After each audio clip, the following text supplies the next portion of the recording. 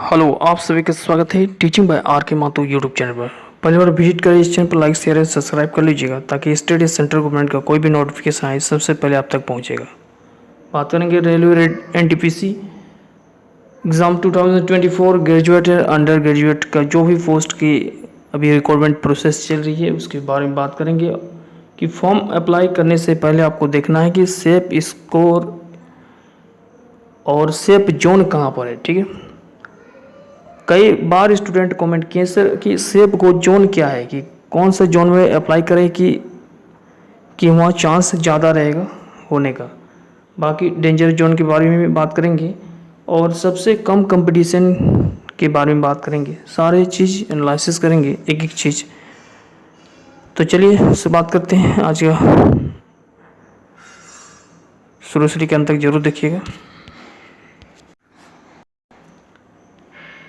सबसे पहले यदि बात किया जाए तो सबसे पहले हम लोग देखेंगे कि ग्रेजुएट लेवल का जो पोस्ट है उसमें total number of post 8113 post के लिए आवेदन मांगा गया है। ठीक है, वहीं यदि बात की जाए अंडर ग्रेजुएट लेवल पोस्ट के लिए तो कुल मिलाकर 3445 पोस्ट के लिए आवेदन मांगा गया है। ठीक है, ग्रेजुएट लेवल के अंतर्गत जो पोस्ट है वो आप अप्लाई कर सकते हैं। जैसे चीफ कमर्शियल कम टिकट सुपरवाइजर है जिसमें 1736 वैकेंसी है और स्टेशन मास्टर की 994 वैकेंसी के लिए आवेदन मांगा गया है। गुड ट्रेंड मैनेजर, जिसको पहले गुड गार्ड से नाम से जाना जाता था, अभी गुड ट्रेंड मैनेजर के नाम से जाना जा रहा है, उसमें कुल मिलाकर 3144 पोस्ट के लिए आवेदन मांगा गया है। जूनियर अकाउंटेंट असिस्टेंट कम टाइपिस्ट के लिए 1507 वैकेंसी है और सीनियर क्लर्क कम टाइपिस्ट के लिए 732 वैकेंसी है।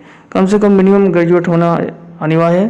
बाकी किसी पोस्ट में जैसे टाइपिस्ट पोस्ट में हो गया, जूनियर अकाउंटेंट्स के लिए हो गया, सीनियर क्लर्क टाइपिस्ट के लिए हो गया और चीफ कमर्शियल टिकट सुपरवाइजर के लिए, ये सब में आपका हिंदी इंग्लिश टाइपिंग होना अनिवार्य है। ठीक है, और अंडर ग्रेजुएट के लिए भी कुछ पोस्ट के लिए मांगा गया है टाइपिस्ट के लिए, और बाकी ग्रेजुएट के लिए, बाकी अंडर ग्रेजुएट के लिए टाइपिस्ट नहीं मांगा गया है। जैसे कि आप यदि अंडर ग्रेजुएट पोस्ट के लिए अप्लाई करते हैं तो कमर्शियल कम टिकट क्लर्क, इसमें आपको टाइपिस्ट की आवश्यकता पड़ेगी। अकाउंटिंग क्लर्क कम टाइपिस्ट, जिसमें 361 पोस्ट के लिए आवेदन मांगा गया है, जो 10+2 के लिए रिक्वायरमेंट है। उसमें आपको कम से कम minimum 30 word per minute English में टाइपिंग होना चाहिए या हिंदी में 25 वर्ड पर मिनट होना चाहिए। ठीक है, तो ये तो रहा आपका बात। अब बात करते हैं सबसे पहले डेंजर जोन कौन सा है।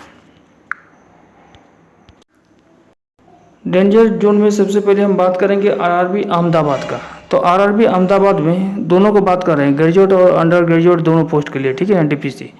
तो सबसे पहले आता है आरआरबी अहमदाबाद। अहमदाबाद को इसलिए डेंजर जोन के रूप में रखा गया है क्योंकि इसमें यूआर के लिए 202 वैकेंसी है, ओबीसी के लिए 137 को, ईडब्ल्यूएस के लिए 61 को और एसटी के लिए 79 और एसटी के लिए 37, यानी कुल मिलाकर 500 कितना है, 16 वैकेंसी है। ठीक है, और करीब इसमें आवेदन देखा जाए तो कम से कम 24 लाख आवेदन, 24 के यानी लाख बोलते हैं, 24,000 आवेदन अभी तक आ चुका है। ठीक है, अभी इसका प्रोसेस जारी है।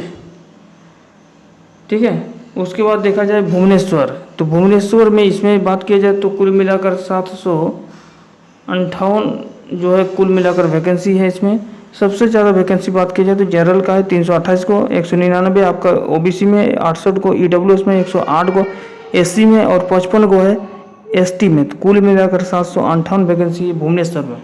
भुवनेश्वर में सभी कोई हाईलाइट रखता है। ठीक है, तो इसमें कुल मिलाकर देखा जाए तो 29 लाख आवेदन अभी तक आ चुका है। ठीक है, फिर लगातार अभी जारी है। उम्मीद करता हूँ कि ये जो है करीब 29 के लाख नहीं अभी हो रहा है, मतलब कि 29,000, तो उम्मीद करता हूँ कि भुवनेश्वर में लाख में जाएगा। ठीक है, उसके बाद है चंडीगढ़।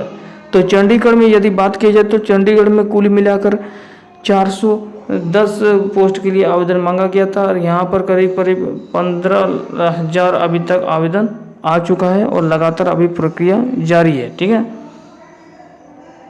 ठीक है, उसके बाद आ जाता है कोलकाता, 15 लाख बोलते 25 लाख। ठीक है, 25,000 इस सब में बढ़ती है। कोलकाता में सबसे ज़्यादा वैकेंसी यदि देखा जाए तो कोलकाता में आपका 1382 कुल मिलाकर पोस्ट रखा गया है। और यहाँ तक कि करीब करीब 1 लाख आवेदन प्लस आ चुका है अभी तक, ठीक है।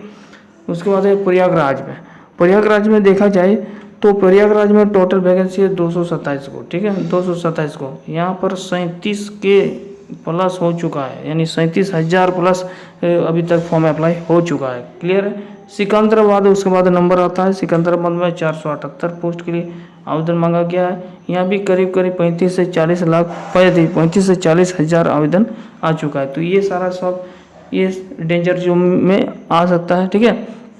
उसके बाद देखते हैं आपका सेफ। देखिए आपको क्या करना है, सेफ जोन इसलिए मैंने बोल रहा हूँ कि सेफ जोन को इसलिए चूज करने के लिए बोल रहा हूँ कि उसमें आपको ये बेनिफिट मिलेगा।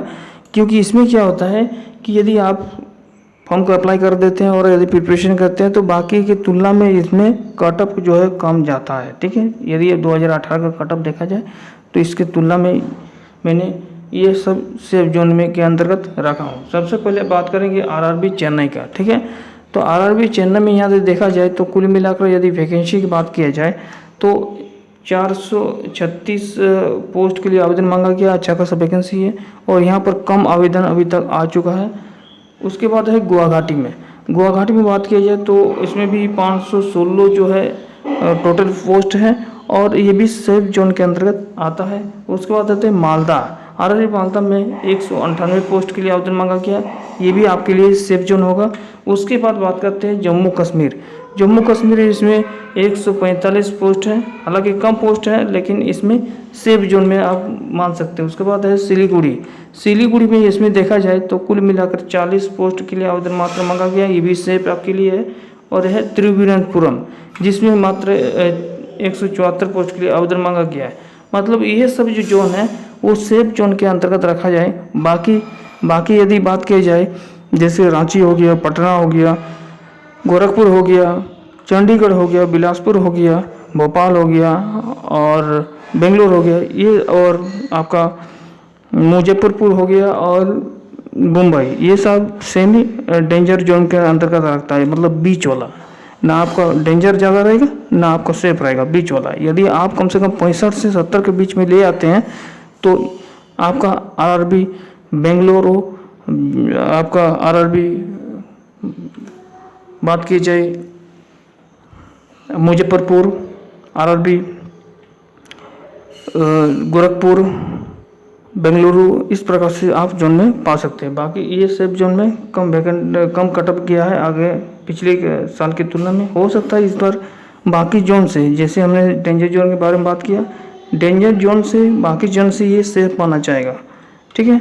तो फॉर्म अभी तक अप्लाई नहीं किया तो जरूर फॉर्म को अप्लाई कर दीजिएगा और प्रिपरेशन में लग जाइएगा। फॉर्म अप्लाई करते समय प्रेफरेंस को जरूर ध्यान रखिएगा, ठीक है। पोस्ट प्रेफरेंस को जैसे पोस्ट प्रेफरेंस रखिएगा तो यदि आपका सिलेक्शन होता है तो टाइपिस्ट के लिए फिर बुलाया जाएगा, फिर टाइपिस्ट में सर्च छट जाएगा तो दिक्कत हो सकता है। इसलिए आप वैसे जोन के बारे में भरिए, वैसे पोस्ट प्रेफरेंस भरिए जिसमें आप जो है सेफ महसूस करें और आराम से एक पोस्ट हासिल कर पाएँ, ठीक है। तो फॉर्म को अभी तक अप्लाई नहीं किया तो फटाफट भर दीजिए और अभी कंटिन्यू प्रिपरेशन में लग जाइए, ठीक है। समय कम है। आरआरबी का अभी पिटारा खुला नहीं है, जब एग्जामिनेशन पिटारा खुल जाएगा तो एएलपी से शुरू होगा एग्ज़ाम, क्योंकि सबसे पहले वही वैकेंसी था। उसके बाद आरआरबी आपका आरपीएफ का था। इस प्रकार से प्रोसेस चलते रहेगा। Thank you.